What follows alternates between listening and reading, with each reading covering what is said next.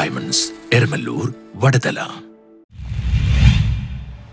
നിസാർ ചികിത്സാ സമിതിയുടെ ആഭിമുഖ്യത്തിൽ ഭവന സമർപ്പണവും സ്നേഹവിരുന്നും സംഘടിപ്പിച്ചു. വൃക്കരോഗം ബാധിച്ച് മരണപ്പെട്ട നിസാറിന്റെ കുടുംബത്തിന് ചികിത്സാ സമിതിയുടെ ആഭിമുഖ്യത്തിൽ നിർമ്മിച്ച വീടിന്റെ സമർപ്പണവും പങ്കാളികളായവർക്കുള്ള സ്നേഹവിരുന്നും സംഘടിപ്പിച്ചു. കമ്മിറ്റി ചെയർമാനും കാട്ടുപുറം പള്ളി ഖത്തീവുമായ NM ഷാജഹാൻ മൗലവി താക്കോൽദാനവും രേഖകളുടെ സമർപ്പണം ജനറൽ കൺവീനർ SM മുഹിയുദ്ദീനും നിർവഹിച്ചു.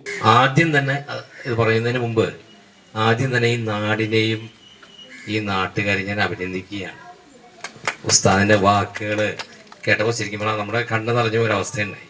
ഉസ്താദൊക്കെ ഒരു ശബ്ദമിടറിക്കൊണ്ടാണ് ഇവിടെ സംസാരിച്ചത്.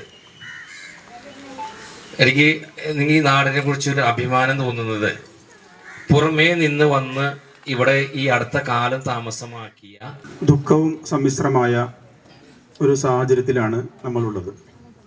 നേരത്തെ പറഞ്ഞതുപോലെ പ്രിയ സഹോദരൻ നിസാറിൻ്റെ ചികിത്സയുമായി ബന്ധപ്പെട്ടാണ് ഈ കമ്മിറ്റി പ്രവർത്തനം ആരംഭിച്ചതെങ്കിലും അവസാനം വന്നു ഭവിച്ചത് ഈ രീതിയിലാണ്. നിസാറിൻ്റെ ചികിത്സ അള്ളാഹുവിൻ്റെ തീരുമാനം പോലെ പൂർത്തിയാക്കാൻ കഴിഞ്ഞില്ല.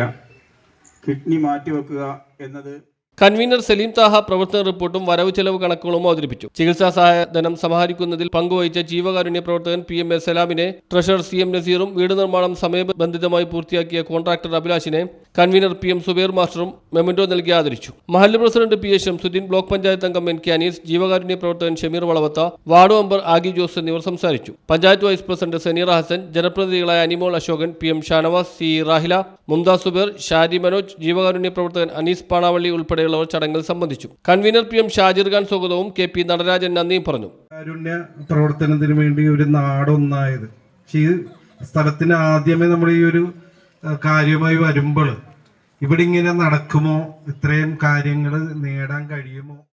വളരെ ബുദ്ധിമുട്ട് അനുഭവിക്കുന്ന ഒരു രോഗിയുടെ ചികിത്സ നമ്മൾ ഏറ്റെടുക്കുന്നത്. News bureau, Arookutty.